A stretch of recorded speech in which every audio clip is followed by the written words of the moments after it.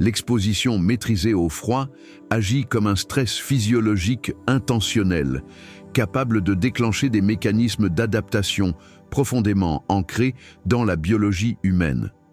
Parmi eux, l'un des plus intéressants sur le plan métabolique est l'activation de la graisse brune, un tissu adipeux spécialisé dont la fonction n'est pas de stocker de l'énergie, mais de la dissiper sous forme de chaleur.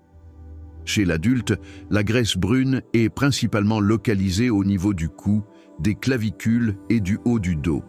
Elle se distingue de la graisse blanche par sa richesse en mitochondries et par l'expression d'une protéine clé, l'UCP1, qui permet de produire de la chaleur sans passer par la contraction musculaire. Lorsque le corps est exposé au froid, les récepteurs cutanés envoient un signal au système nerveux sympathique, entraînant la libération de noradrénaline. Cette cascade active directement la graisse brune, qui commence alors à consommer du glucose et des acides gras pour générer de la chaleur, un phénomène appelé thermogénèse sans frisson. Contrairement à une idée répandue, l'efficacité de ce mécanisme ne dépend pas de l'intensité extrême du froid, mais de sa régularité et de son caractère modérément inconfortable. Des expositions répétées à des températures fraîches mais tolérables permettent au corps de s'adapter progressivement. Avec le temps, la production de chaleur interne devient plus rapide et plus efficace, retardant l'apparition des frissons musculaires. Cette adaptation s'accompagne souvent d'un réchauffement plus rapide après l'exposition et d'une sensation localisée de chaleur au niveau de la nuque et des épaules, zone riche en graisse brune.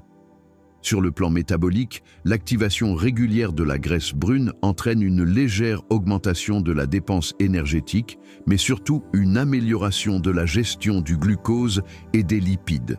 Elle peut également favoriser le phénomène de browning, par lequel certaines cellules de la graisse blanche acquièrent des caractéristiques thermogéniques similaires à celles de la graisse brune, augmentant ainsi le potentiel global de production de chaleur.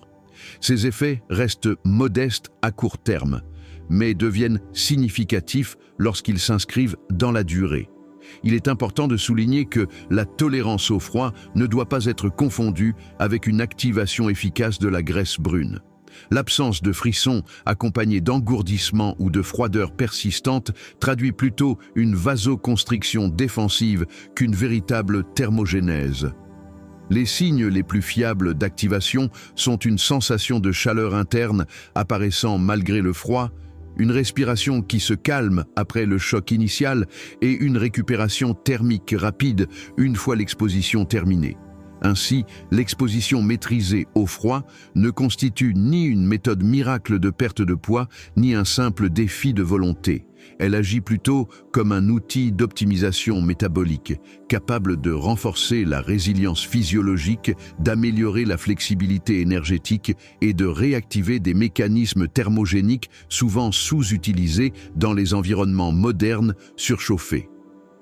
Lorsqu'elle est pratiquée avec progressivité et écoute du corps, elle devient moins une contrainte qu'un dialogue avec les capacités adaptatives fondamentales de l'organisme.